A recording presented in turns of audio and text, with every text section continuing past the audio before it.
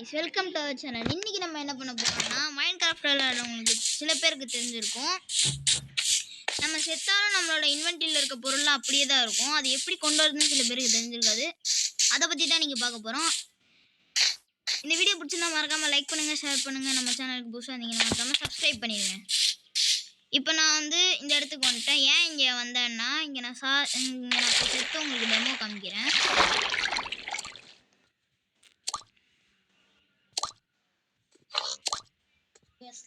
கண்டிப்பா பார்க்கலாம்.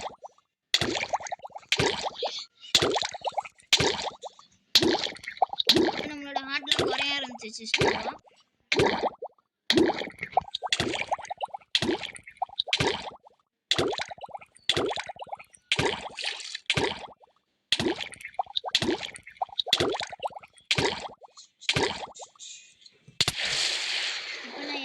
எல்லா பொருளுமே அப்படியே செதறி இருக்கும். இப்போ நான் ரீஸ்பான் ஆனேன்னா எதுவுமே இப்போ நான் அதை எடுத்துகிட்டு உங்களுக்கு கண்டினியூ பண்ணுறேன். ஓகே கைஸ், இப்போ நான் எல்லாத்தையும் எடுத்துட்டேன். இப்போ அந்த செட்டிங்ஸ் எப்படி இருக்குதுன்னு நான் சொல்கிறேன். இந்த 3 ஆப்ஷன்ஸில் லாஸ்ட் ஆப்ஷனை கிளிக் பண்ணிக்கணும். செட்டிங்ஸுக்கு போய் ஸ்க்ரால் பண்ணுங்கள். ஸ்க்ரால் பண்ணிகிட்டே இருக்கும்போது இங்கே சீட்ஸும் இருக்கும்.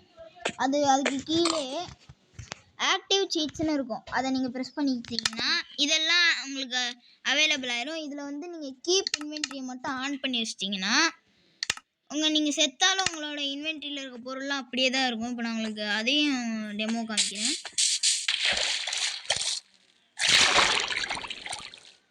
ஆன் பண்ணு.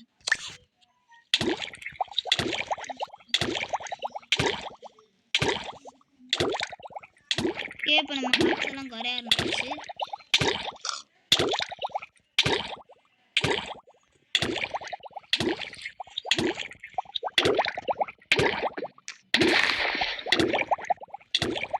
சில பேர் காலேஜில் இருப்பாங்க, அவங்களுக்கு இதெல்லாம் யூஸ் ஆகும் இந்த செட்டிங்ஸ்லாம். இப்போ நான் ரீஸ்பான் ஆகிட்டு உங்களுக்கு கண்டினியூ பண்ணுறேன்.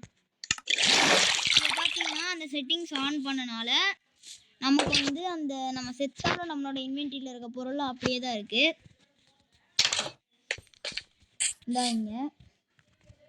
ஸோ அவ்வளோதான் கைஸ். இந்த வீடியோ பிடிச்சிருந்தா மறக்காமல் லைக் பண்ணுங்கள், ஷேர் பண்ணுங்கள். நம்ம சேனலுக்கு புதுசாக இருந்தீங்கன்னா மறக்காமல் சப்ஸ்கிரைப் பண்ணுங்கள். Take care.